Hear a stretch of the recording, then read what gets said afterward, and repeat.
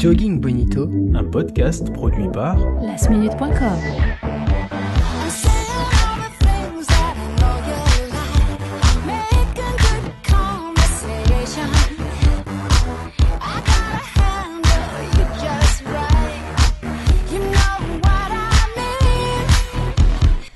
Salut à tous les bonitos, nous revoilà dans vos oreilles pour l'épisode 15 de Jogging Bonito.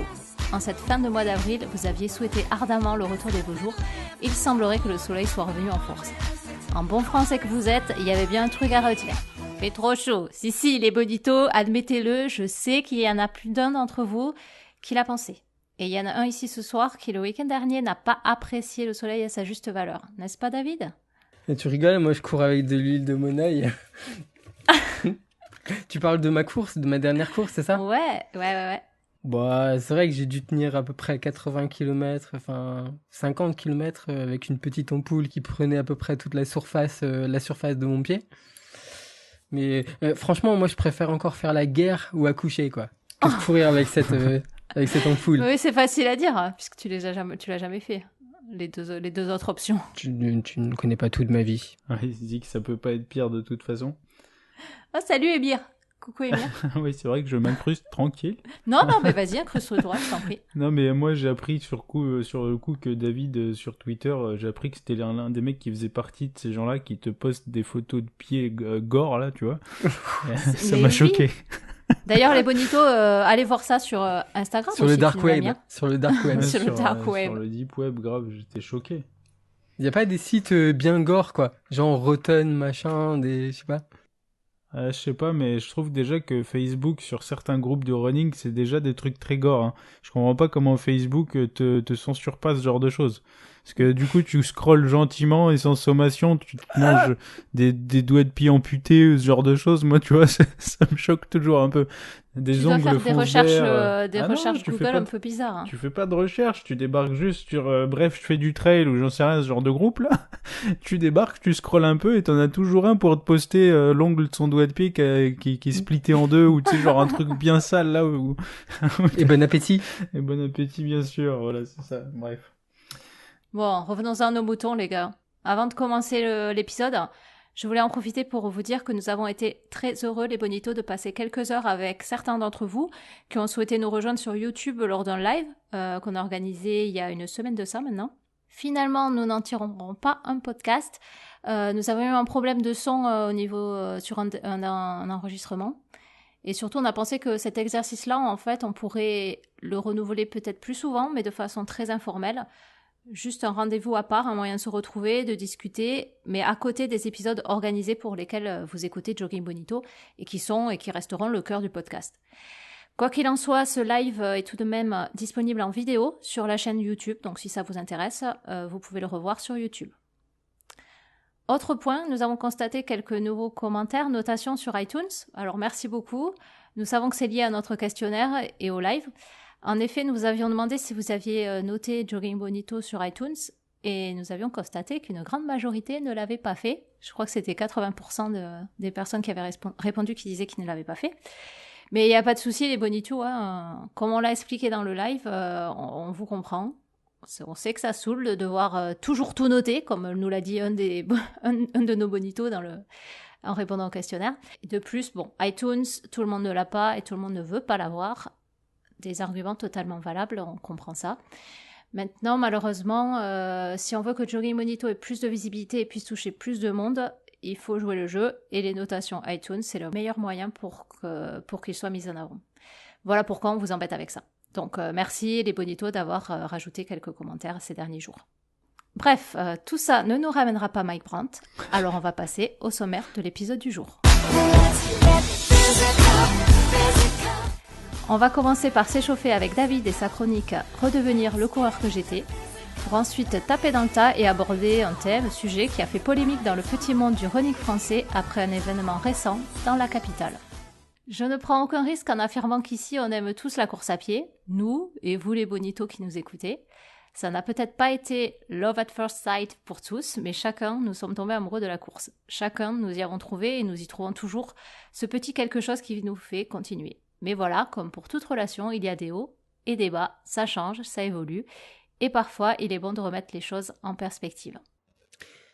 N'en déplaise à ceux qui ont fait de l'optimisme une religion dont ils sont des intégristes, la vie est semée d'embûches, de difficultés qu'il faut accepter, de surmonter.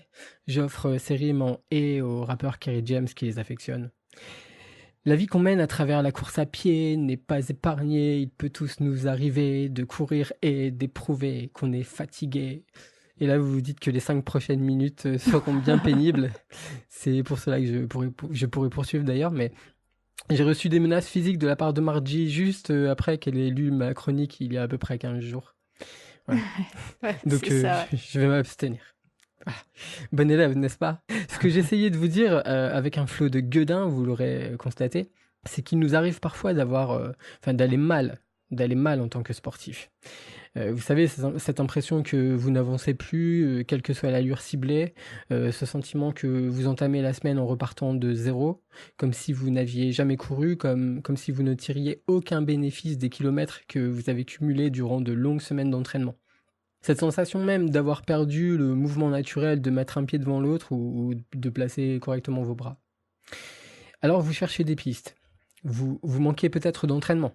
Ok, vous faites un plan de retour en forme, 5 blocs de 200 km par semaine. Vous n'allez pas plus vite et désormais vos tendons sifflent, ce qui vous empêche à la ville de porter vos plus belles Santiago, et ça c'est très gênant. Vous êtes en surentraînement.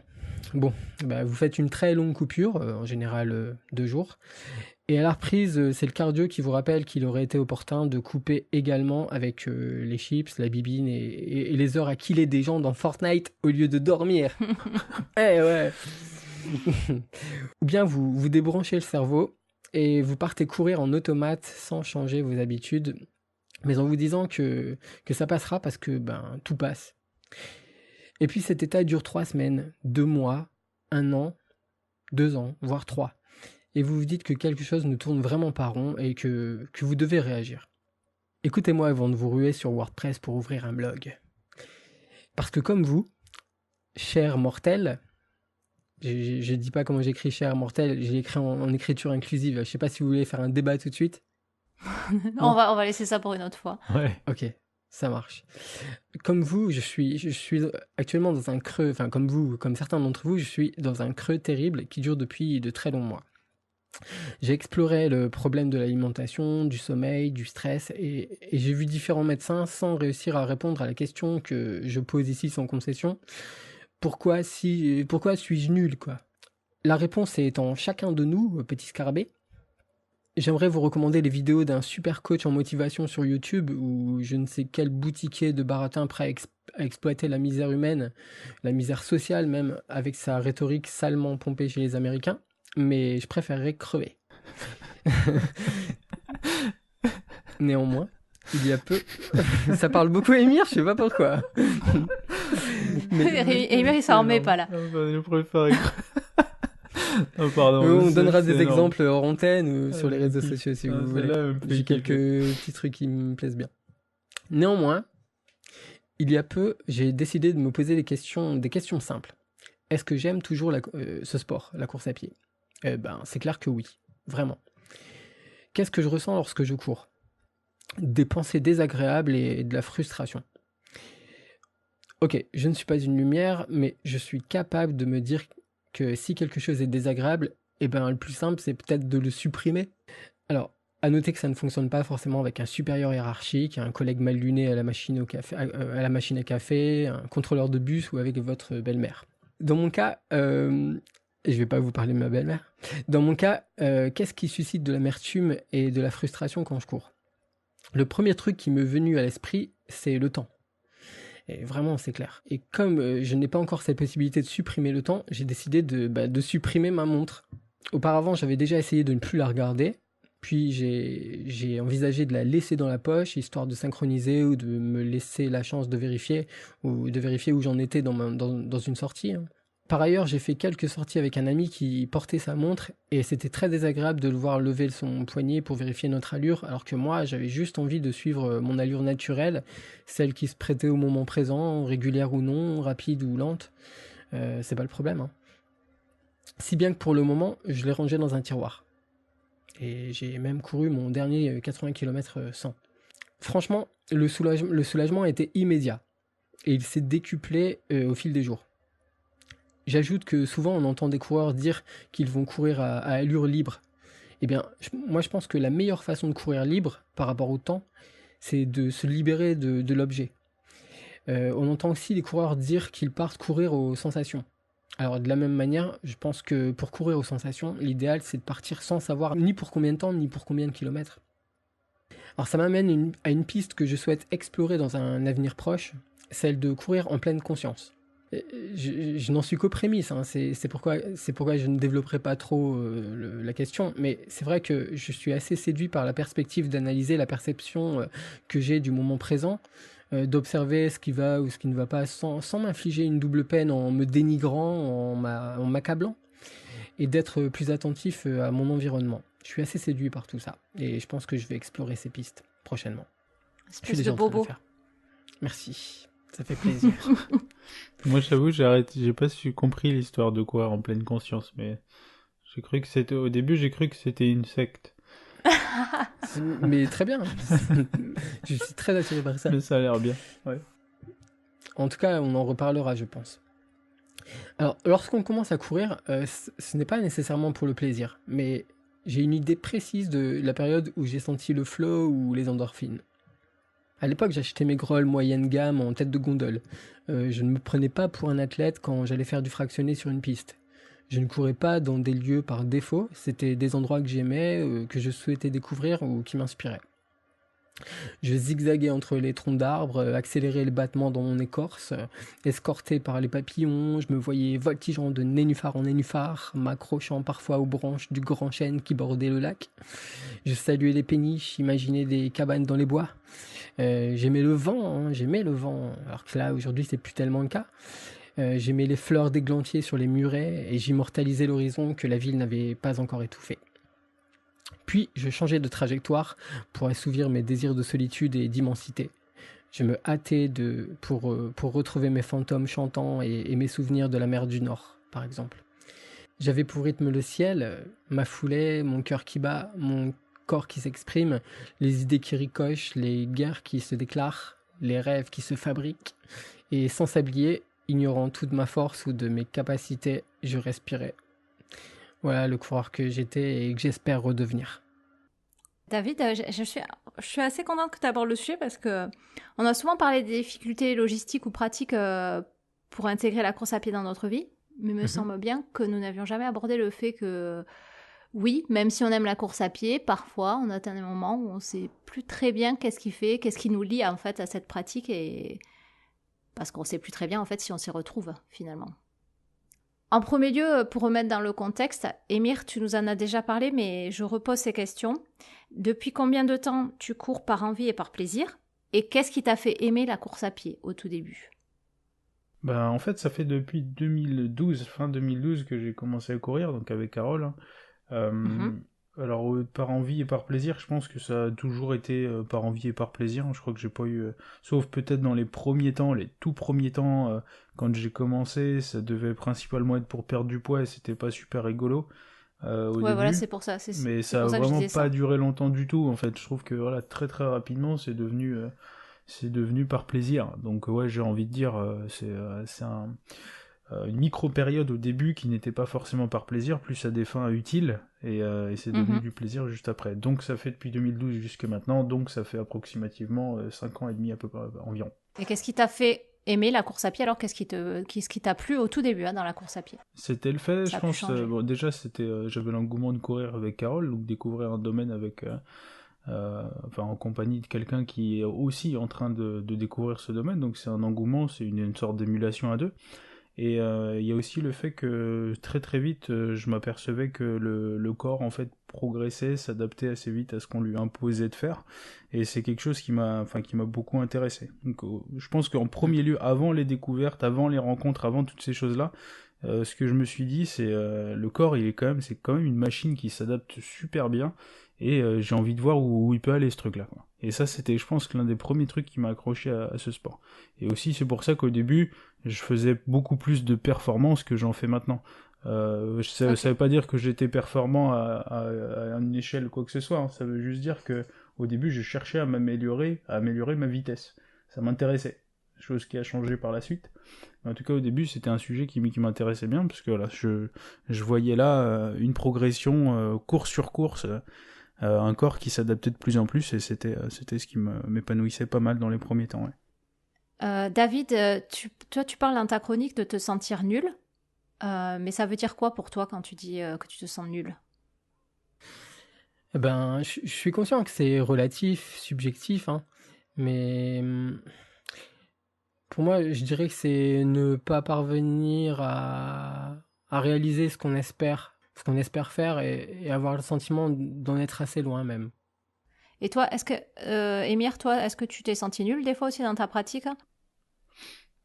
Est-ce que tu as eu des moments là, comme décrit David Ouais, Des moments un petit peu de déprime, on va dire, à cause de ça.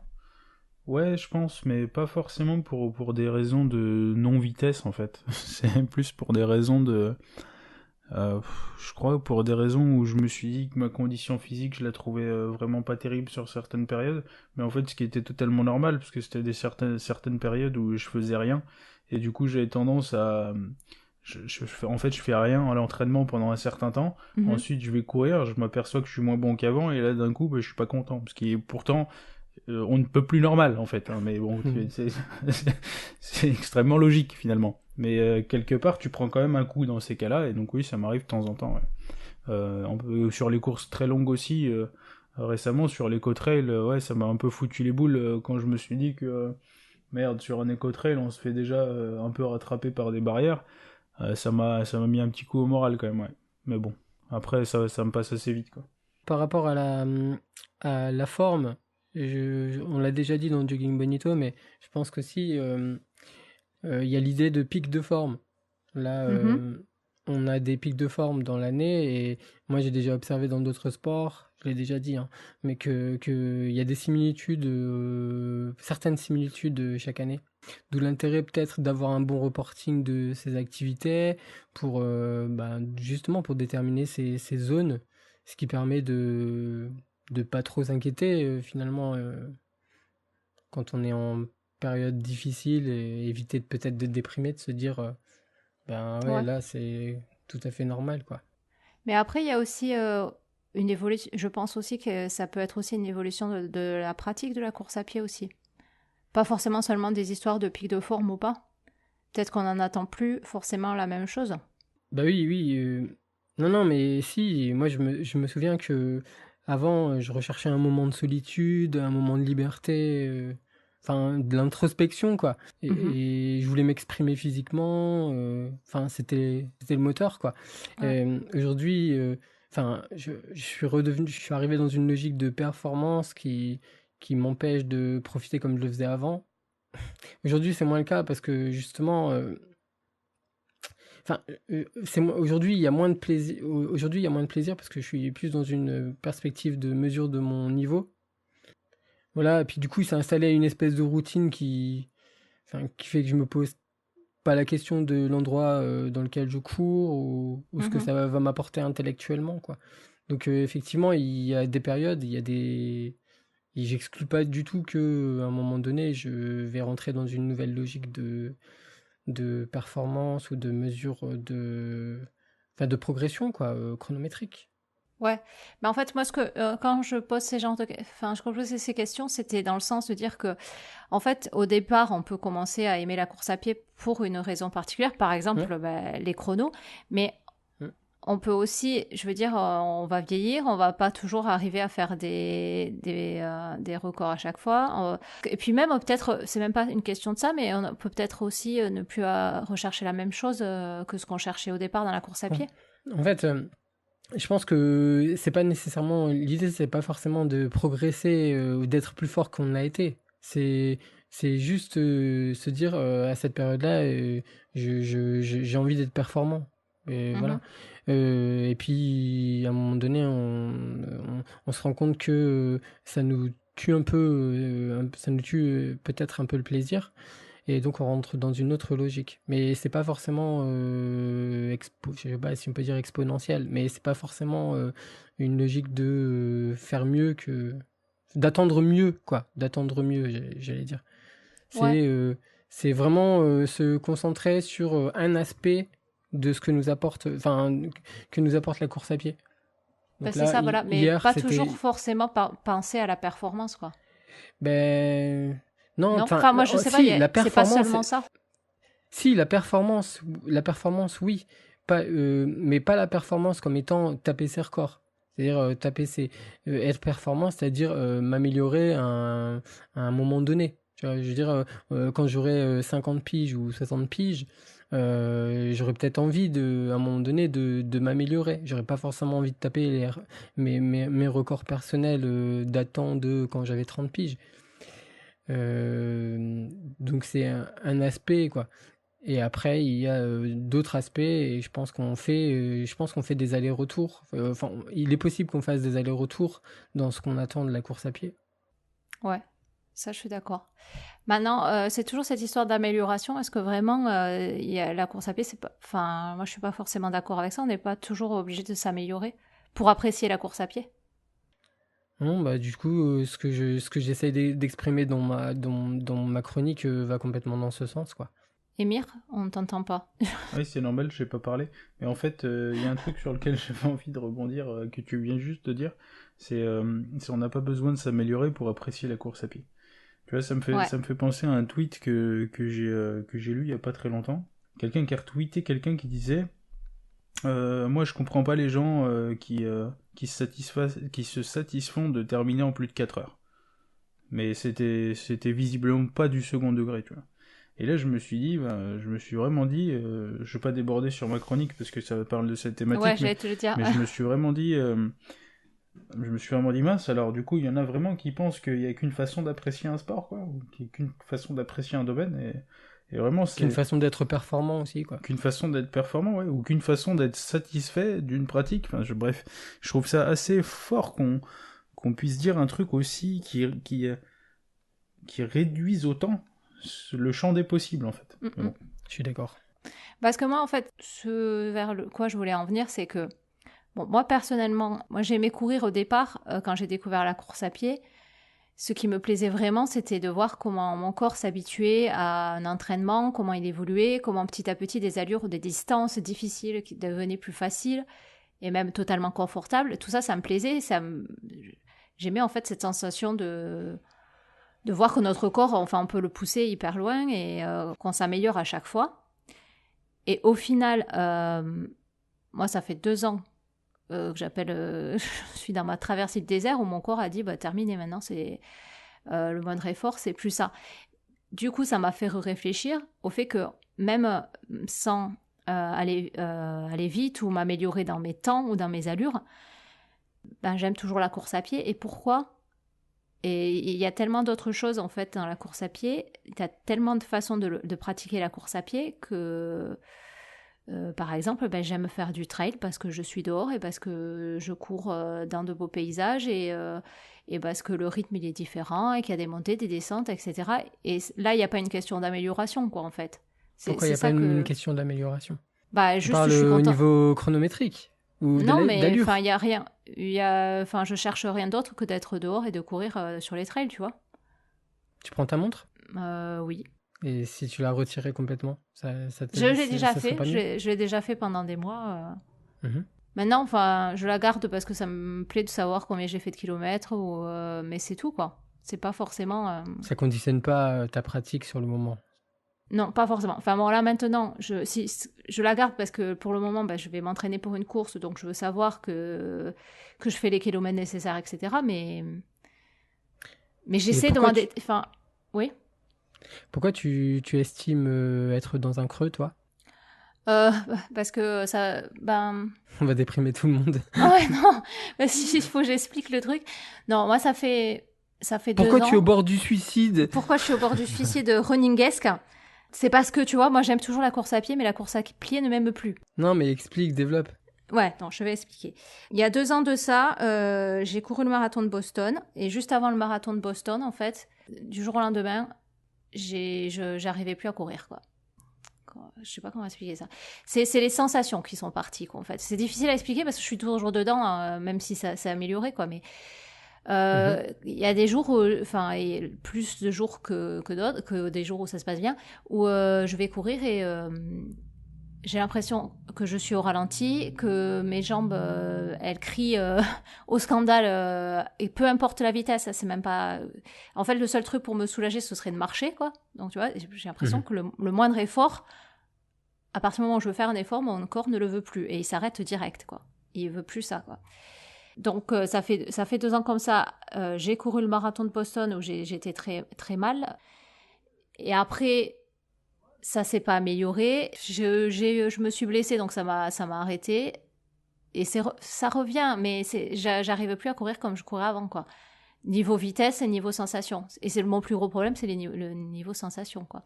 Mais du coup, quelque part, il y a peut-être cette nécessité de faire le deuil de ce que tu faisais avant. Et du Voilà, coup, maintenant, te dire, voilà, aujourd'hui, comment je vais pouvoir envisager la course aujourd'hui. Là, tu l'as expliqué, tu te lances un peu dans le trail, où il y a effectivement plus de variété, plus de diversité.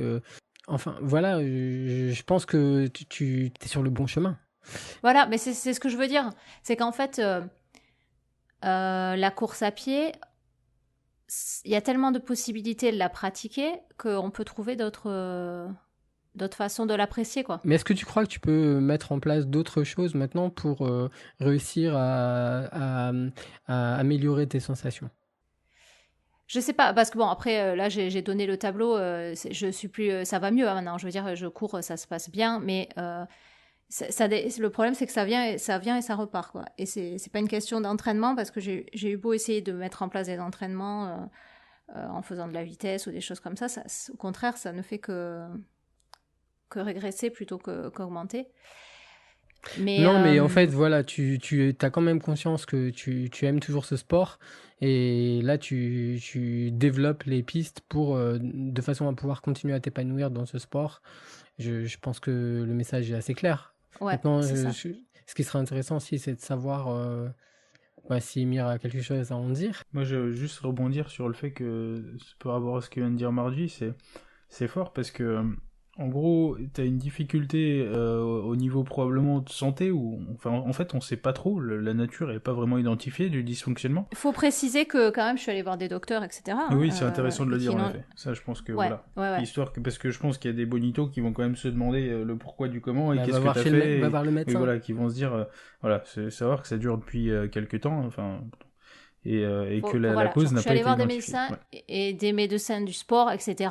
Et le problème, c'est que pour eux aussi, en même temps, tu leur dis, bon, ben voilà, j'arrive plus, j'ai plus les mêmes sensations, c'est bizarre. Mais l'été dernier, j'ai couru un 50 miles.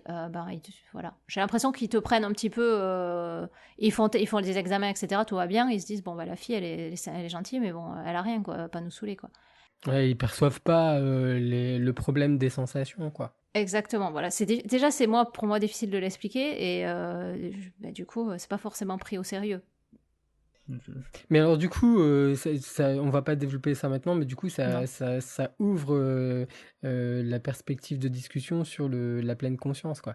Tu vois, parce que en clair, tu réfléchis, tu penses beaucoup, tu penses encore, j'ai l'impression, à tes sensations passées, et qu'aujourd'hui peut-être ton épanouissement passerait par ton épanouissement, mon enfant, passerait par Attends, j'ai l'impression d'être chez le psy là. Vas-y. Oui, t'es chez un gourou là, c'est pas pareil. Chez un gourou plutôt, ouais.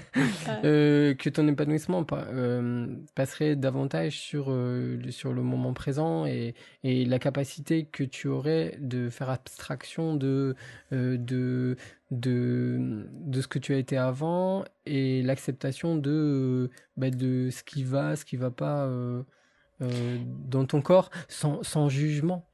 Ouais, non, mais après, tu vois, enfin, ça me rappelle des trucs, tu vois, par exemple, mon Playboy personnel a couru un marathon, le marathon de New York en novembre dernier, et ça me donne envie de recourir un marathon, mais je sais que c'est pas la peine que je le fasse, ça va mal se passer niveau sensation, donc ça ne me plaira pas, tu vois, c'est même pas une question de temps.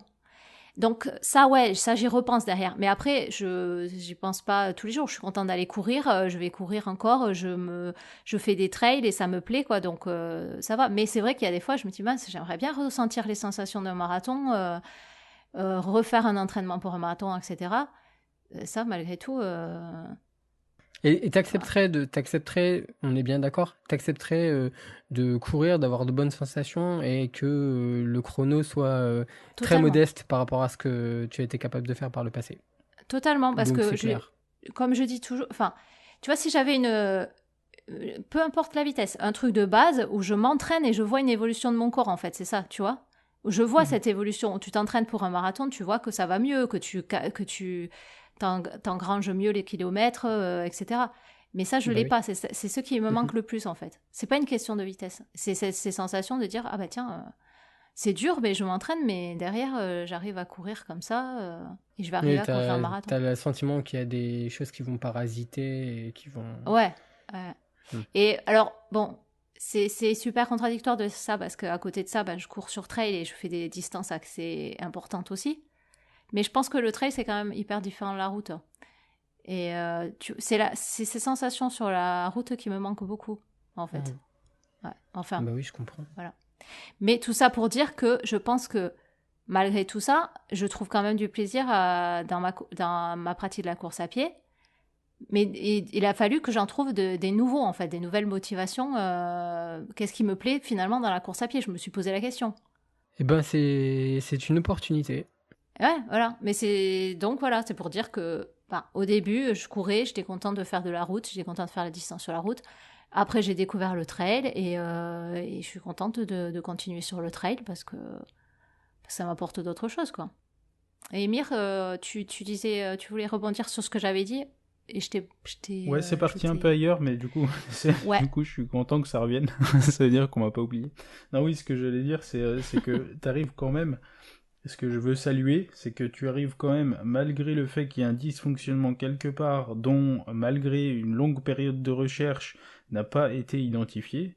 La phrase n'est pas en français, mais Mhm. je pense que vous avez compris ce que je veux dire. On a compris, Eh ouais. bien, tu as encore, enfin, tu trouves un moyen de trouver du plaisir dans la course à pied. Tellement le champ des possibles est vaste dans ce sport, tellement les sources de Voilà. satisfaction sont diverses, on peut toujours en trouver une, même si tout est pas parfait. Et voilà, c'est ça que je voulais saluer, c'est que moi, tu vois, enfin, je me mets un tout petit peu à ta place et je me dis, s'il y a un truc qui fait que une fois sur trois ou sur deux, je sais pas exactement, quand je sors dehors, j'ai pas de sensation, peut-être que ça m'aurait Mhm. découragé, tu vois, mais toi, tu trouves Mhm. quand même le moyen de t'accrocher au truc et d'aller te satisfaire de Ouais, ce je peux que te dire, t'as. c'est frustrant, hein. Il y a des jours, il y a des fois, je me souviens. Enfin, d'ailleurs, je vous l'avais dit, hein, je vais arrêter la course à pied à un moment donné. Ouais, ouais, ça oui, mais Mais bon.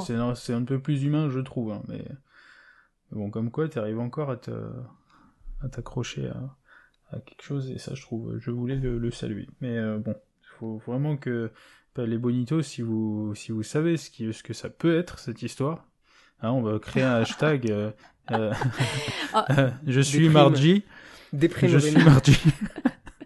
Je suis parti. Trouvons ce qui va pas. aidez-moi, les petitos. Trouvons ce qui va pas dans le C'était corps de pas du tout Margie. prévu de parler seulement, enfin, beaucoup de moi dans ce Mais moi, j'ai débat. bien aimé parce que ça m'a permis de me taire Bah et oui. d'écouter un peu Margie parler, parce que c'est rare quand même, hein, faut le dire. Bon, enfin. Tout ça, on a parlé de moi parce que j'arrivais pas à vous faire parler du fait que les motivations pour courir pouvaient changer, quoi. Effectivement, ouais. Bah, si je veux rebondir là-dessus rapidement aussi, en fait, ayant commencé à courir pour maigrir, ensuite c'est devenu, j'ai bien envie d'essayer d'être de plus en plus performant, et ensuite c'est devenu, en fait, j'ai bien envie d'essayer de faire de plus en plus long, et ensuite j'ai bien envie d'essayer de faire de plus en plus fréquent, et ensuite j'ai bien envie de arrêter d'avoir bien envie de faire plus. Tu vois, et maintenant j'ai bien envie de voir où je vais en fait, tout en continuant. C'est effectivement, ça n'a fait que changer en ce qui concerne notre pratique à nous. On prend des directions, on en revient, on part sur une autre, on en revient et ainsi de suite. Moi, je pense avoir montré aussi dans ma chronique qu'il y a eu une évolution dans ma pratique et que je suis en plein dedans, justement, et que je n'exclus pas que ça évolue encore. peut-être dans des perspectives que j'ignore encore. Bon, une chose est certaine, cela nous prouve une nouvelle fois que la course à pied est un sport multifacette. Ces diverses façons de la pratiquer permettent de répondre à des attentes uniques et différentes, tout comme ses pratiquants. Cela nous permet d'en venir à notre deuxième chronique du jour qui s'appuie sur un événement emblématique pour tout coureur, un marathon. Chacun se lance dans un marathon avec ses propres attentes, ses propres objectifs et ses propres motivations. Ça aurait pu en rester là, mais visiblement cette question fait débat. On écoute Émir et sa chronique. Passer la ligne à la sauvette. C'est ça. Et d'ailleurs, je vais essayer de pas trop m'énerver parce que c'est un sujet qui m'a pas mal tenu à cœur. Donc heureusement que là, on est le 26 avril et que le marathon de Paris a eu lieu le 8 avril et que c'est parti en mode ça tourne mal sur les réseaux sociaux et il y a déjà une bonne grosse dizaine de jours, donc ça va. C'est un peu refroidi. On a eu le temps un petit peu de digérer ça, c'est pas plus mal. C'est ça. Cependant, voilà, il y a encore, à chaque fois que je relis des trucs liés à ce sujet, ça me chauffe encore la tête, encore aujourd'hui, donc bon, je vais vous expliquer pourquoi. Bon, les bonitos. Donc l'histoire a fait beaucoup de bruit. Donc juste après cette grande fête du running du 8 avril dernier, et oui, j'assume totalement de nommer de la sorte le marathon de Paris, une grande fête du running. Il y a eu un scandale au sein du microcosme de la course à pied. Donc ASO, Amaury Sport Organisation, pour ceux qui ne connaissent pas, nom d'une très grande société qui organise notamment le marathon de Paris en France et ainsi qu'un tas de très grosses courses également, a missionné une société de sécurité donc pour arrêter par des barrières physiques et également par la force, en mettant des vigiles, les coureurs qui tentaient de passer la ligne après le délai limite de 6 heures. Donc il y a une chaîne YouTube qui se nomme Courir Intelligent, que vous pouvez rechercher, qui a mis à disposition une vidéo ainsi qu'un texte descriptif qui révèle la violence des instants, de ces instants donc décrits juste là. Or, si nous jetons un petit œil au règlement de la course, que j'ai recherché et qui s'appelle très sobrement nommé par ASO, Règlement sportif et conditions générales de vente. Donc on voit qu'on n'est pas seulement sur une compétition sportive, on est aussi sur de la consommation. Sur du commerce. Alors, on va y trouver la chose suivante. Donc je cite: les participants disposeront d'un temps maximum de 6 heures pour effectuer le parcours jusqu'à la ligne d'arrivée. Après le passage du véhicule de fin de course, les participants devront se conformer aux règles de circulation du code de la route. Voilà. Donc en effet, même en ayant lu le règlement et les conditions générales de vente, ce que, disons-le franchement, il y a très peu de personnes sur la planète font, on est d'accord, on ne pouvait pas s'attendre à être bloqué par des vigiles, car rien n'indique dans les règles de circulation du code de la route qu'un vigile va vous arrêter juste avant la ligne. Il semble donc que des coureurs exténués, à qui on avait vendu un immense moment d'émotion, de dépassement de soi, et un moment de complicité épique avec des larmes dans les bras d'un bénévole qui poserait délicatement le Graal autour de leur cou, le tout sublimé par de probables nombreuses heures de lutte au mental, leur a brutalement été arraché par la force, comme s'ils essayaient de sortir de Décathlon avec un pack de Gatorade sans être passé par la caisse. Oui, en plus, c'était Anne de Bendidou qui remettait les médailles. Et oui. En plus, entre autres. Il n'y avait pas qu'Anne de Bendidou, il y avait des gens... Voilà, c'est la grosse désolation, quoi, du coup. C'est ça. Bah oui. Bon, il y avait des gens, je fais une digression, il y avait des gens qui avaient aussi un peu moins envie d'être là qu'Anne de Bendidou, et si vous voulez savoir ce que je veux dire, il vous suffit de visionner la vidéo sur ma chaîne, Lapin Runner, autopromotion, du marathon 2018. Vous allez voir, c'est très très amusant ce qui se passe au moment où on me remet la médaille. Bref. Je reprends donc, je vous ai donné les faits, teintés de ma vision, c'était pas seulement des faits, j'ai teinté ça de ma vision, sur le probable ressenti de ces coureurs et la probable frustration qu'ils ont vécu en essayant de passer la ligne et en étant recalés. Maintenant, je souhaite vous faire part de mon avis sur la question du marathon, ce que le marathon devient, ce que signifie le fameux terme de finisher. Donc pour moi, en 2018, la course à pied et les compétitions sportives qui tournent autour de ce sport appartiennent pour la plupart au grand public. Donc il n'est pas requis d'être licencié pour s'inscrire à une compétition sportive de course à pied, il n'est pas requis d'être issu d'un club ou d'avoir même la culture d'un club d'athlétisme, il n'est pas requis d'avoir une quelconque âme d'athlète en fait. Tout ce qui est requis, c'est d'avoir envie de courir la dite compétition et d'avoir de l'argent, évidemment à donner à l'organisateur. D'ailleurs, n'importe qui peut s'acheter un dossard, hein. N'importe qui est même invité à s'acheter un dossard, car ces événements sont vendus comme beaux, qui véhiculent des valeurs qui font rêver avec de belles images, et c'est même pas moi qui le dis, c'est la communication et le marketing autour de ces événements. On voit des publicités dans la ville, dans le métro, sur les réseaux sociaux, en gros partout où nous sommes. Le monde de la course à pied connaît un essor, et donc il évolue. D'ailleurs, si ce monde n'avait pas évolué, les gens comme moi n'y seraient probablement même pas entrés, en fait. J'entends bien, là, au fond de la salle, Jean-Michel sub 3 heures, là, qui est en train de dire que ça aurait été bien que je vienne jamais dans la course à pied. Je l'entends, je l'entends. Je respecte son avis, mais personnellement, je suis content d'être là quand même. Et ce droit, pour moi, comme pour d'autres, on l'a pas volé. Il nous a été offert. Oui. Nous autres non-athlètes, je vais nous appeler comme ça, non-athlètes, sans la culture club en quelque sorte, avons été séduits par les caractéristiques de ce monde. Ce monde, hein, celui de la course à pied tel qu'il est devenu, a tellement à offrir que de voir l'unique but valable d'une compétition sportive comme se préparer et se donner à fond le jour J me paraît une vision étriquée. Et je vais oser le mot, je trouve que c'est une vision dépassée et rétrograde. C'est une vision anti-changement, c'est une vision de type « c'était mieux avant ». Maintenant, revenons à cette ouverture au grand public. Celle-ci, cette ouverture, a engendré l'apparition de nouveaux objectifs chez les coureurs. Il est évident que lorsque le marathon appartenait aux athlètes, c'était la performance ou rien.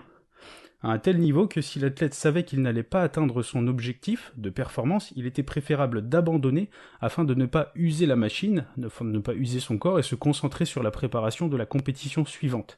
La notion de finisher n'avait donc aucun sens pour eux. Le principe de terminer ce qu'on a commencé n'avait aucune valeur. C'était même quelque chose de contre-productif par rapport à leurs objectifs. Donc ça ne fait que, en fait, cette pratique ne fait que correspondre à leur manière de voir ce sport. Ce qui est tout à fait logique, finalement.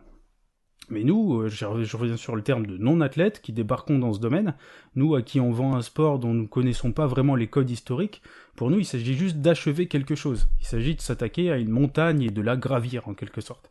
Finir, pour nous, c'est un objectif instinctif, à part entière. Et finir, c'est pas moins louable que de viser un sub 3 heures. Ce sont simplement des objectifs qui caractérisent des gens qui viennent de deux mondes différents, mais qui se frottent à la même compétition, parce qu'ils en ont le droit. Et il est vrai que la course à pied a cette particularité, c'est probablement le seul sport dans ce cas-là, pour lequel des élites à 200 heures d'entraînement par mois et des amateurs coureurs du dimanche, ils peuvent prendre le même départ et se soumettre aux mêmes règles. Parmi ceux qui essaieront d'atteindre l'objectif de finisher, il y a ceux qui vont réussir et ceux qui ne vont pas réussir. Et quoi de plus normal après tout ? Si un objectif était facilement atteignable, il serait probablement pas intéressant, ce serait pas excitant. Ainsi, les athlètes qui abandonnent parce qu'ils savent qu'ils n'atteindront pas le chrono qu'ils souhaitaient, et les coureurs en plus de 6 heures qui tentent d'aller au bout alors qu'ils ont dépassé la barrière ont un point commun, tous les deux n'auront pas atteint leur objectif. Et est-ce que, je me pose quelques questions et je vous les pose également pour réfléchir. Dans un cas comme dans l'autre, est-il possible de justifier que l'organisation n'ait pas prévu pour eux un dispositif de repli digne ? Est-ce qu'on ne peut pas s'attendre de la part du plus grand organisateur français, je répète ASO, Amaury Sport Organisation, celui qui fait tout autant suer que briller la capitale, Paris, à l'échelle internationale pendant une journée par an, celui qui devrait être un exemple pour tous les autres, on ne peut pas s'attendre à ce qu'il nous prévoie un dispositif de qualité pour les personnes qui n'atteignent pas leur objectif ? Ne peut-on pas leur demander d'accueillir de manière décente les non-finishers via un dispositif secondaire ? Est-ce que c'est pas ça le sport finalement ? Est-ce que les contraintes logistiques éventuelles doivent passer avant la dignité des derniers ? Donc s'il vous plaît, ne me dites pas « Oui, mais faut bien rouvrir la circulation. Oui, mais faut bien rendre la ville. Oui, mais faut bien que les bénévoles rentrent chez eux au bout d'un moment. Oui, mais les équipes de secours, elles peuvent pas rester indéfiniment. S'il vous plaît. Aussi, n'allez pas me comparer un marathon de 6 heures en plein Paris avec les barrières horaires d'un ultra-trail en montagne. Et s'il vous plaît, ne dites pas ça. Tout ça, ce n'est que de la logistique. Et nous avons affaire à un organisateur des plus éminents dont la logistique est juste le cœur de métier. Si ASO voulait accorder à ses sportifs au-delà de 6 heures une fin humaine et digne de ce nom, il le pourrait. Ce n'est qu'une question de moyens. ASO a les moyens, et largement. Et de volonté. Ne trouvons pas. Et de volonté. Donc ne trouvons pas d'excuses au mauvais traitement. Maintenant, je voudrais répondre à ceux qui comprennent pas que ces coureurs au-delà de 6 heures osent tenter de décrocher le précieux titre de marathonien. Titre si précieux qui était auparavant réservé aux athlètes munis d'un mindset d'athlète et qui leur a filé entre les doigts, à cause du temps, à cause de l'évolution de ce sport. Donc je suis désolé, mais les lignes qui vont suivre sont une attaque frontale et qui comportent des généralisations abusives, mais qui sont quand même pas tout à fait gratuites. Donc je m'adresse à vous qui dégommez les coureurs lents, en avançant que, je cite, les escargots n'ont pas leur place et que l'organisateur a bien fait de mettre fin à leur calvaire, je pense que vous avez juste mal aux fesses, qu'on donne votre si beau titre de marathonien à des gens pour qui la vitesse n'a pas la moindre importance, et qui font moins de sacrifices que vous, et qui ne respectent pas vos codes. Je pense que votre ego est déchiré par le fait que ces gens qui sont à vos yeux méprisables soient récompensés des mêmes médailles que vous, et qu'on puisse vous associer à eux. Mais le monde de la course à pied a évolué, on vient de le dire, et il va falloir vous y faire, et que ça vous troue les fesses ou pas. Voilà, je vais terminer cette chronique avec un mot pour ASO. Donc ASO, s'il vous plaît, quand on accepte de vendre les rues de Paris à plus de 50 000 personnes, je pense qu'il faut assumer son rôle de grand commerçant et montrer l'exemple en traitant bien ses clients et quel que soit leur profil. Et si c'est pas pour l'amour et les valeurs du sport, au moins ça sera pour éviter le bad buzz. Oh là là, kiff. Bon, j'ai aucune conclusion à ajouter à ça. On pourrait même terminer l'émission comme ça. C'est bon. Oh, vous êtes sûr quand même, on va discuter un petit peu. Allez. Attends, il faut que je me calme là. Ouais, calme-toi. Et pendant ce temps, moi, je vais juste, avant qu'on discute de tout ça ensemble, j'ai envie de rappeler donc les faits, si on veut, sans jugement pour le moment. Juste expliciter le contenu, donc la vidéo qui a mis le feu aux poudres. Vidéo de 2 minutes, si je me trompe pas, qui a été prise dans la ligne droite avant l'arrivée du marathon de Paris, où l'on voit donc des bénévoles du marathon bloquer l'accès à cette ligne droite à l'aide de barrières, alors qu'il y avait des coureurs qui voulaient s'y engager. Voilà. Maintenant, le contexte, donc tu nous as donné les clés, donc Émir, c'était donc des coureurs qui avaient dépassé les 6 heures de course. Personnellement, tu vois, je me posais la question, est-ce qu'il y avait des limites écrites dans le règlement du marathon de Paris? Donc il y en a. David, déjà, j'imagine que tu as vu la vidéo? Ouais, j'ai vu la vidéo et ce qui m'a sauté aux yeux, c'était des gens un peu incrédules qui arrivaient et qui voyaient sans doute la ligne d'arrivée se profiler et qui étaient complètement incrédules devant des barrières qui se dressaient devant eux. Je sais pas s'il y a même pas eu des tentatives de croche-pied et tout ça là, tu vois. Et vraiment, des gens se sont arrivés, ils se sont vraiment retrouvés devant les barrières. Et ils regardaient, mais qu'est-ce qu'on fait? Et je salue les personnes qui ont pris l'initiative, qui ne faisaient pas partie de la course, qui ont pris l'initiative de rouvrir de force ces barrières pour permettre aux finishers d'avoir ce statut de finisher, justement. Donc voilà ça, et globalement, j'étais vraiment choqué par la violence des images disponibles dans cette vidéo. Ok.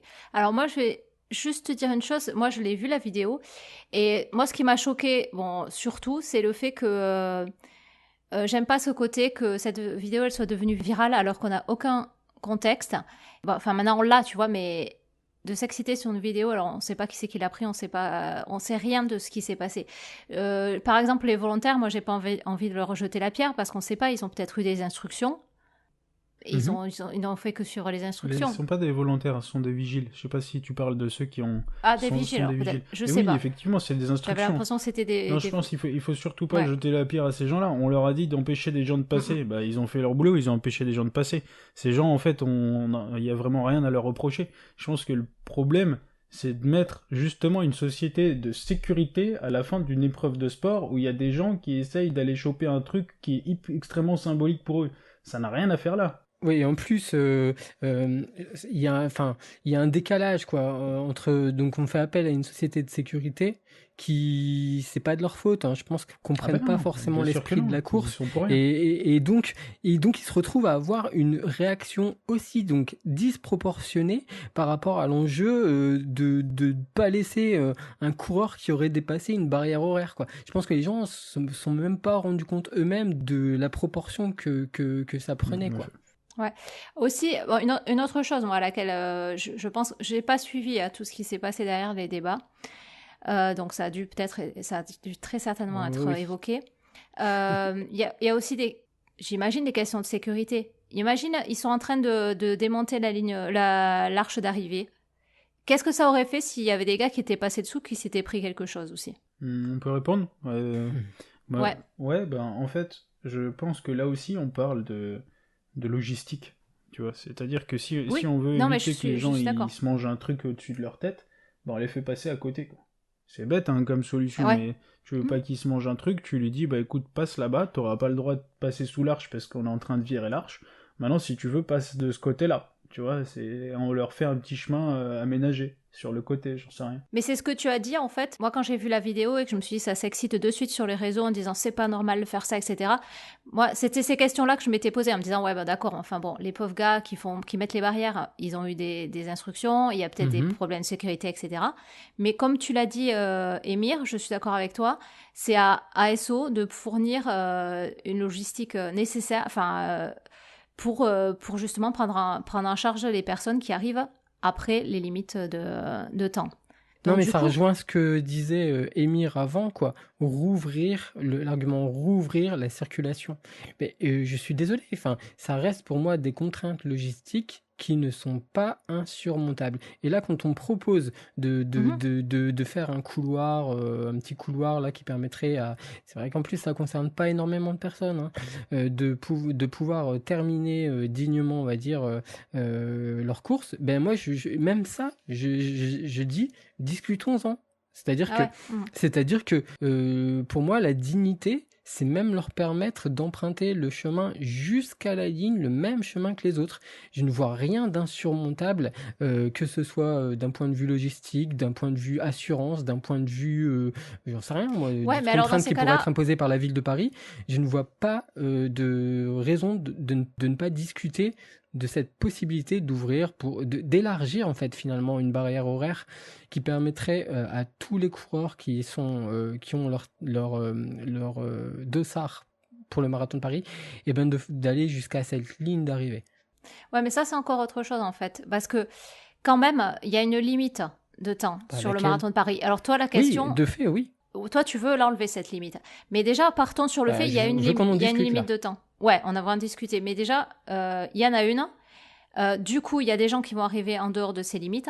Qu'est-ce qu'on pourrait donner? Enfin, est-ce que vous avez des idées? Toi, Demir, tu parlais de dispositifs de repli. Est-ce que tu as une idée de ce que pourrait faire ASO pour ces coureurs qui vont pas finir le marathon de Paris, puisqu'ils sont pas dans les temps, mais quand même leur permettre de terminer dignement, quoi. Tu veux que je réponde? Ouais, toi ou Bah, Émir, déjà, ouais. regarde, enfin, je me Bien permets, hein, sûr. Émir. Je vais faire une double réponse. D'abord, j'ai envie de troller un peu en disant Vas-y. qu'au point où on en est, je serais presque en train de me radicaliser. C'est-à-dire que je souhaiterais presque que le hors-stade fasse scission avec la FFA et qu'on interdise aux licenciés hein, de participer aux courses hors-stade. Parce qu'il ne faut pas se leurrer, hein, les critiques viennent énormément des licenciés. Je l'ai vraiment constaté. Ok, Parce qu'on est ça je chez sais nous, pas. parce qu'on est chez nous. Et mais oui, attendez, je le répète quasiment à chaque émission, il ne faut pas oublier aussi que des gens comme Spiridon, c'est mon point Spiridon encore, hein, ont œuvré, énormément œuvré pour sortir ce sport des stades. Mhm. Et c'est ce qui fait que ils ont participé à démocratiser notre sport et énormément de gens qui sont licenciés, qui n'étaient pas licenciés encore il y a quelques temps, ils se sont licenciés récemment peut-être. Énormément de gens ont bénéficié de cette démocratisation. Donc je trouve ça hyper ingrat en fait, et c'est là où je suis pas d'accord avec Émir, c'est que les coureurs hors stade donc qui sont des gens de tout niveau aussi, ils débarquent pas en fait. Ils débarquent pas quoi. Ils sont sur leur terrain aussi quoi, au même titre que tous les autres. Ce que je voudrais dire aussi, c'est que si on parle de solutions de repli, eh ben moi, je proposerais que ASO, par exemple, ou même nous, en tant que passionnés de course à pied, eh ben qu'on s'organise et que les coureurs un peu lents qui se retrouvent à terminer un marathon en plus de 6 heures, on parle pas de 12 heures, on parle pas de 20 heures. Les derniers du marathon, je sais pas combien de temps Là, tu vois, mettent, tu mets une limite. Hein. Mais on pourra en parler. Non, mais on pourra en parler de limite. On pourra en parler. Mais moi, je propose que, qu'on dise merci aux bénévoles. La plupart des bénévoles, en tout cas, il y a énormément de bénévoles qui sont dans les premiers kilomètres. Ceux-ci peuvent s'arrêter et rentrer chez eux, ou je ne sais pas. Mais je propose que les gens qu'ils les escortent pour terminer le marathon. Et moi, je propose aussi que, qu'en tant que passionnés, vous, moi, des gens qui nous écoutent là, qu'on s'organise et moi, je termine le marathon, je vais le courir en quelques heures. Et une fois que j'ai terminé, on me laisse, on se met d'accord avec eux, on se met d'accord avec ASO, et on me laisse aller chercher les derniers, les escorter, les aider. Moi, je propose ça, en fait. Moi, je propose, en fait, un peu d'humanité, en fait, tout simplement, quoi. Il y a rien de... C'est pas social, hein, ce que je viens de dire. C'est juste des choses normales, basiques. Enfin, attends... franchement, quand on y réfléchit de façon humaine ou juste essentielle, dans le sens... Enfin, essentielle, dans l'essence, quoi. Foutre une barrière dans la gueule à quelqu'un au bout de 6 heures, un marathon, mais c'est insensé, J'aimerais bien quand même avoir l'avis d'Emir sur les possibilités de dispositifs de repli. Ok. Par rapport à un dispositif de repli, quelque chose qui me paraît pas très très compliqué à mettre en œuvre, c'est si on veut vraiment pas, si on peut pas faire passer la ligne telle qu'elle est, créer un petit couloir avec des barrières par exemple qui emprunteraient éventuellement le trottoir. Même si c'est pas tout à fait le code de la route et qu'on peut pas s'approprier un trottoir, admettons, hein, je pense vraiment que ça dérangerait vraiment pas grand monde et qu'au contraire ça serait une opportunité pour les passants. Si je pars dans une optique de les gens sont humains et ils sont contents de voir qu'il y a des gens qui se dépassent et donc ils veulent bien donner 60 cm de trottoir, surtout que là où on arrive le trottoir il est pas minuscule, donc bon, qui veulent bien donner 60 cm de trottoir pour encourager des gens en train de se déchirer pour aller finir une épreuve assez mythique, hein, finalement.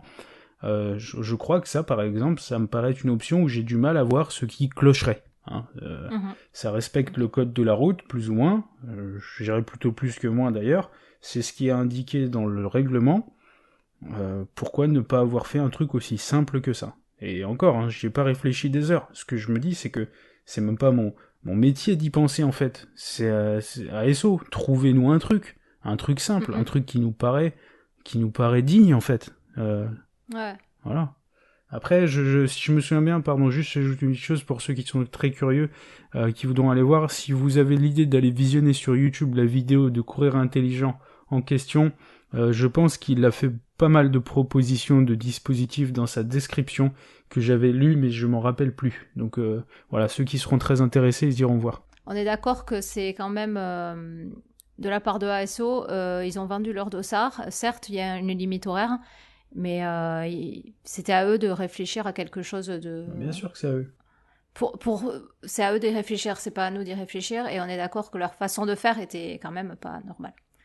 Et voilà. Justement, ASO aurait communiqué. J'ai pas vu la confirmation. J'ai juste eu un copier-coller d'un texte qu'ils auraient publié quelque part. ASO a pris conscience un peu de l'inhumanité ou de la violence un peu des images. Donc c'est pour ça qu'il faut remercier Courir Intelligent là-dessus d'avoir montré ce qui s'est passé. Et ils ont promis donc de réfléchir à des solutions de façon à permettre aux gens de terminer dignement. Après, voilà, il faut voir. Hein. Peut-être que ça se conclura par de nouvelles contraintes. Donc voilà, il faut voir. Et franchement, j'invite les gens qui sont intéressés par cette question de rentrer, pourquoi pas, en contact avec ASO pour faire des propositions. Et en tout cas, on suivra ça. Ok, bon alors là on va pas reparler de parce que on l'a abordé. Donc le marathon de Paris a une limite horaire de 6 heures. David, tu dis ouais, ils doivent quand même finir. On peut-être pas s'ils font 12 heures. Alors enfin moi c'est un peu Bah, contradictoire. j'ai pas dit peut-être pas s'ils font 12 heures, hein. Non, non, j'ai dit on ne parle pas de gens qui terminent le marathon en 12 heures. Ok. Voilà.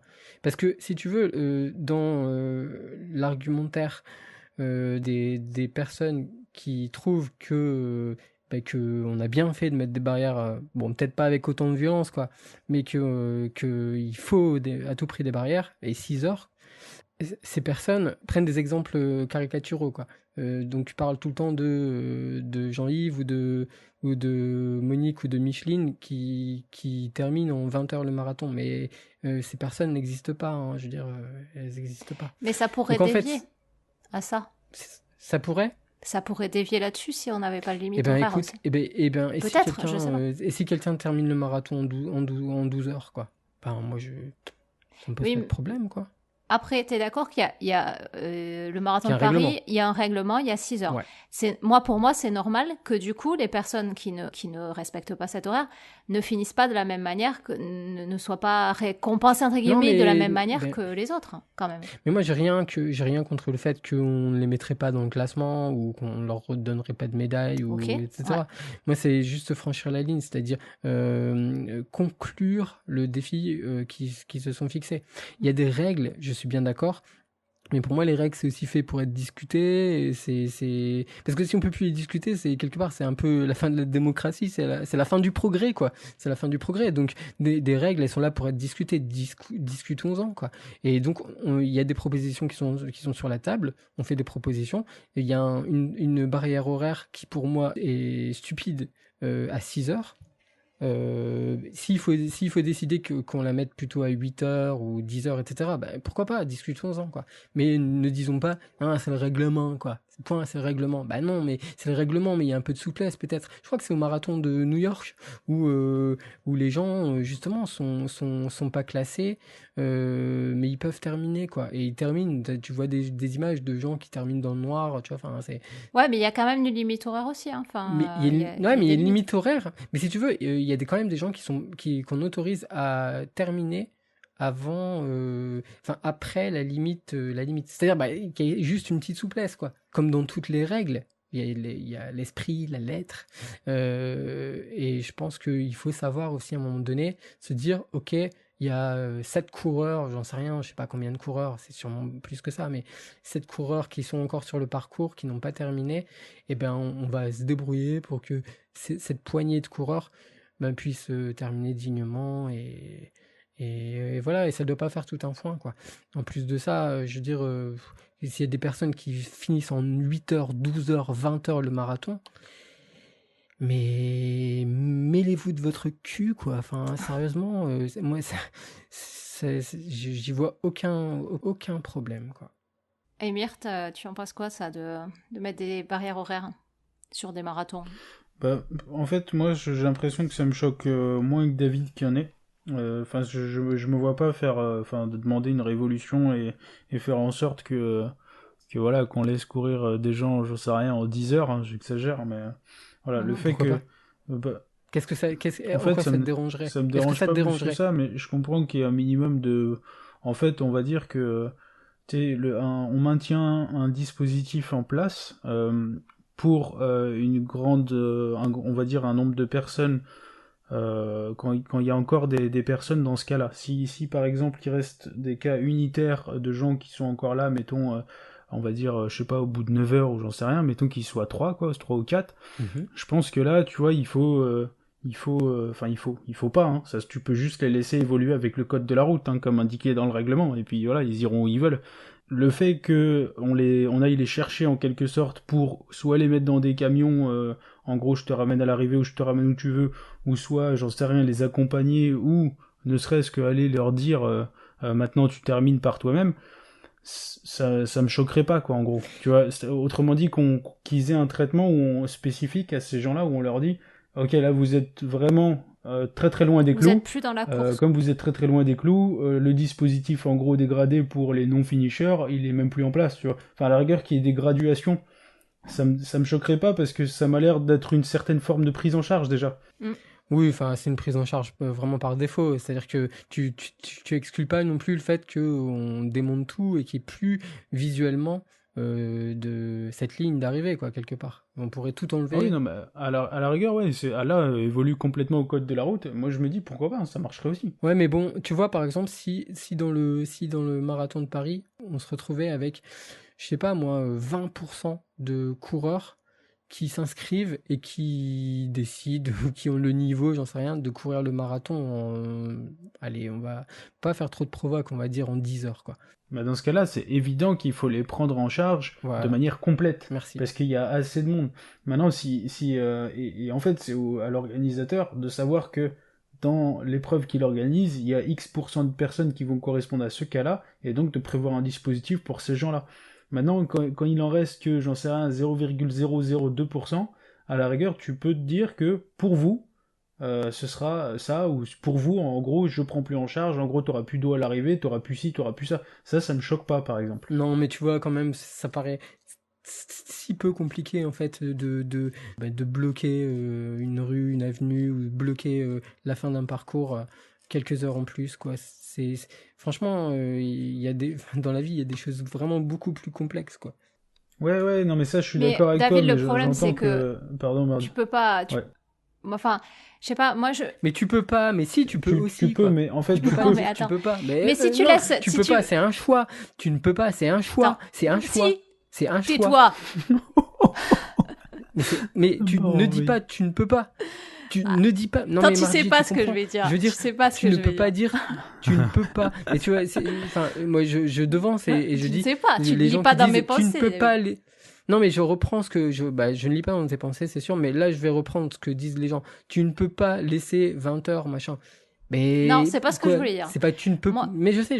Non. Mais moi, je réponds à ça et je dis, mais tu ne peux pas. Non, c'est un choix. Il faut pas C'est dire un tu ne choix, peux pas. mais je suis d'accord avec toi.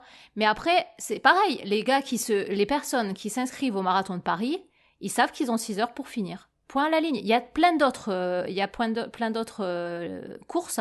Le règlement, c'est le règlement, donc on peut plus le discuter. Mais non, là, mais c'est pas ça. Mais certes, qu'on prévoit un dispositif derrière, mais tu peux pas dire on laisse le marathon de Paris ouvert indéfiniment, quoi. C'est pas possible. Ça veut dire quoi? Ça veut dire des gens, n'importe qui, se dira ah bah tiens, il y a le marathon de Paris ce matin, je vais aller le faire, quoi. Bah ouais, pourquoi pas, s'ils ont envie, pourquoi pas? Qu'est-ce que ça pose comme problème? Quel problème ça te pose à toi? Quel problème ça pose aux athlètes, même aux athlètes très forts? On salit le marathon? Non, c'est pas ça. Mais on enlève aussi un symbole Non, de c'est la quoi? Mais course à dis- pied, parce que finir un marathon, c'est pas anodin quand même.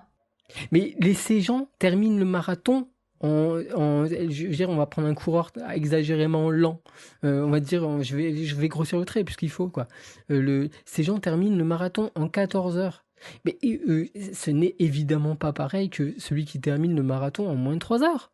Est-ce que ça suffit pas comme distinction? Non, tous les deux s'appellent marathoniens, tu vois. Et ça fait mal. C'est ce que je disais à la fin de la chronique, ça fait mal. Voilà, exactement. Donc tu dois me rejoindre, Émir, puisque ça Ouais. va dans le sens de ce que tu disais pendant ta chronique, j'applaudissais. Là où je mets une petite nuance par rapport à toi, c'est que je me dis, je veux bien comprendre qu'au bout d'un moment, on veuille se dire, allez, j'admets plus les coureurs à partir du moment où il en reste qu'un micro pourcentage. Ça, je veux bien comprendre, hein, ça me va, en gros, c'est mon avis. Hein. Ça me va. J'entends. Maintenant, ce qui me va pas, c'est de justifier. C'est pas ce que tu fais, Mardi, hein, je l'ai bien compris, mais c'est de justifier par le fait qu'il y avait un règlement qui a été signé avant, le fait qu'on puisse faire n'importe quoi au-delà de ce règlement. Autrement dit, qu'on puisse mettre une baffe à un coureur parce que ça y est, il a dépassé 6 heures et qu'il avait signé, tu vois. Ça, c'est inadmissible. Et les gens avec qui j'ai pu discuter sur les réseaux sociaux, lorsque j'ai commencé à réagir sur le sujet, à qui j'ai dit, je trouve que c'est inadmissible de faire ça, et la première chose qu'ils m'ont dit, c'est, bah ouais, mais ils ont signé pour ça. Moi, je trouve, C'est aberrant. j'avais envie de me dire, Aberrant. mais attends, on est des humains ou on n'est pas des bordels d'humains, quoi, au bout d'un moment. Mais moi, je dis pas que. Je dis juste que. Un événement sportif, un marathon d'autant plus, s'il y a des limites horaires.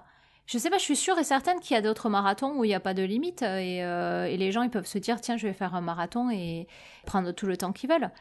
Mais il y a certains, Oui, il y a alors certains, mais très bien, c'est très bien.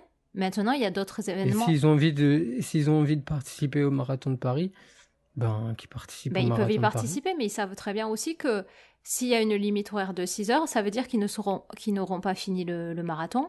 Et c'est après à ASO de faire en sorte que c'est des personnes qui sont sur le parcours et un traitement qui soit pris en charge derrière.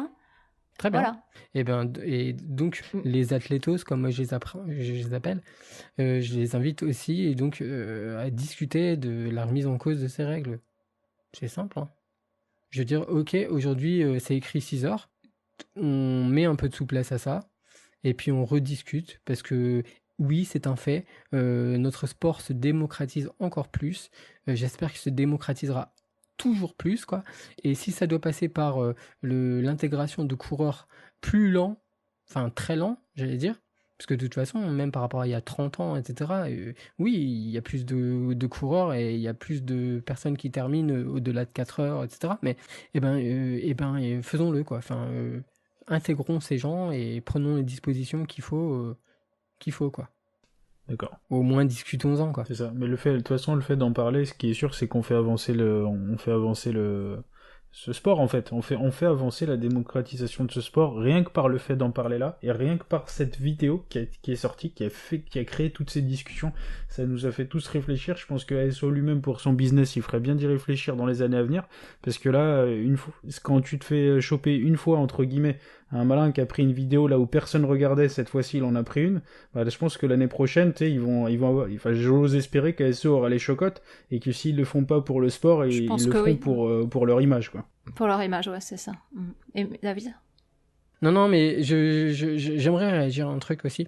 C'est que Émir, dans sa chronique, l'une de ses théories, on va dire, je la respecte, hein, c'est que les réactions des gens, c'était mieux avant. Donc, tu vois, c'est cette espèce de gens conservateurs, un peu, quoi. Moi, j'entends cette théorie-là, et moi, je vois aussi autre chose, quoi. Ça va être limite ce que je vais dire, mais je m'en fous, quoi. Je vais le dire, quoi. Moi, j'y vois aussi une espèce de revanche des élites, quoi.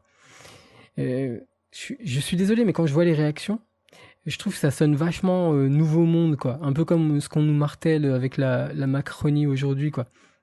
Et puis, dans toute la société, c'est comme ça, quoi. Regardez la publicité. La publicité aujourd'hui, vous voyez des publicités, je pense à une banque Crédit Mutuel, là, qui, elle présente l'ironie du jeune fils un peu cadre qu'on voit avec son père, et il se moque de son père parce que lui, il est resté dans l'ancien monde, vous voyez, quoi.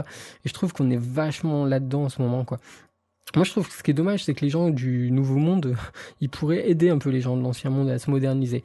Et je fais vraiment un parallèle, parce que les athlètes, etc., qui sont prêts aux coureurs lents ou aux coureurs qu'on peut pas permettre s'ils veulent courir en 12 heures de faire le marathon de Paris, je trouve que, au contraire, ils devraient pas s'en prendre à eux, ils devraient pas être agressifs, ils devraient leur expliquer. Une personne, si elle fait le marathon en 10 heures, 12 heures, peut-être qu'elle va vouloir progresser, en fait. Donc il faut lui permettre, il faut continuer à démocratiser, il faut continuer à lui permettre de faire le marathon si elle a envie, et peut-être que demain elle le courra en moins de 3 heures, ou j'en sais rien, quoi. Moi, juste par rapport à ce que je disais avant, j'y vois quand même un espèce de mépris, un mépris de classe, quoi. Cette espèce d'élitisme... Je sais pas, et je fais vraiment le parallèle avec ce qu'on voit dans la société actuellement, quoi. Par exemple, à l'aide-soignante qui se plaint de ses conditions de travail, on va même plus lui dire qu'on va étudier sa situation, tu vois. On va lui dire, il faut que vous me compreniez, madame, c'est une vision micro que vous avez là, mais il faut raisonner de façon macroéconomique. C'est le même manque d'humanisme. C'est vraiment révélateur de notre société aujourd'hui. Et je sais que c'est un parallèle limite que je fais là, mais je crois que c'est pas du tout innocent, en fait. Le cynisme des personnes qui ont réagi en disant ouais, Micheline avec ses 12 heures, ça va, elle banalise le machin.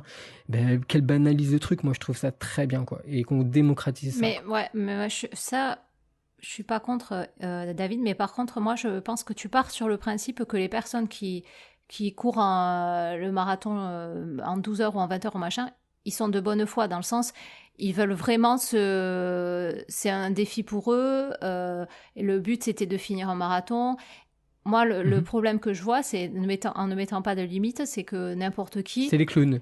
Bah ouais, n'importe qui va se dire, ce Mais, matin, je mais vais... qui, excuse-moi, mais qui es-tu pour dire de quelqu'un qu'il est n'importe qui? Non, Je suis désolé, attends, quoi. tu m'as pas Mais laissé, non, mais tu m'as pas laissé finir. Honnêtement, Si le gars, il me dit, j'ai envie de faire un défi, moi, je veux finir un marathon, et qu'il mette 12 heures, mais je m'en fiche, tant mieux, il a fait son défi et bravo. Qu'il ait mis 12 heures ou qu'il ait mis 2 heures, ou je m'en tape. Maintenant, le problème, c'est que si tu ne mets pas de limite à des événements comme ça, il y a des gens qui vont qui vont venir comme ça, comme pour rien. Ils vont, moi, ça me pose pas de problème, d'une part, et d'autre part, n'oublions pas que ces réactions exagérées, elles viennent pas de ma part dans un premier temps, elles viennent d'abord de personnes qui ont comparé les gens et qui se sont vus balancer des barrières dans la gueule, qui ont comparé ces personnes à des Michelin ou des je sais pas quoi, qui courent le marathon en 10, 12, 20 heures, j'en sais rien, tu vois. C'est ce qui revenait souvent. Ouais, machin, qui court en machin, il faut accepter ça. Non, c'est pas de la course à pied, tu vois. Et je suis désolé, ces personnes, si tu regardes les images, elles sont incrédules. Elles sont pas, c'est pas des clowns. C'est pas ce que je te dis, David. C'est pas des clowns. C'est pas ce que je te dis, David. C'est pas du tout ce que je te dis. Ces personnes-là, moi, elles avaient un défi, elles y sont pas arrivées. Je pense qu'elles devaient, même peut-être, elles étaient pas heureuses non plus de pas finir en 6 heures. Elles avaient peut-être prévu de les finir en 6 heures. Elles étaient incrédules, elles savaient pas qu'elles pouvaient pas finir les 200 mètres. Mais je suis d'accord. Moi, ce que je te dis, c'est que si on n'a pas de limite, ça veut dire, oui, tu enlèves. Je sais pas, n'importe qui, un beau matin, il se dit, il y a le marathon ce matin, je vais aller me mettre au départ de la ligne, je m'en fiche, je m'arrêterai. Tu crois qu'il va faire un stop 3 heures? Mais non, mais c'est pour ça que, alors, donc il va emmerder personne dans les sub 3 heures. Non, mais, je veux dire, en quoi il va banaliser? Il va pas banaliser. Il sera une personne qui aura couru mal le marathon. Bon, enfin.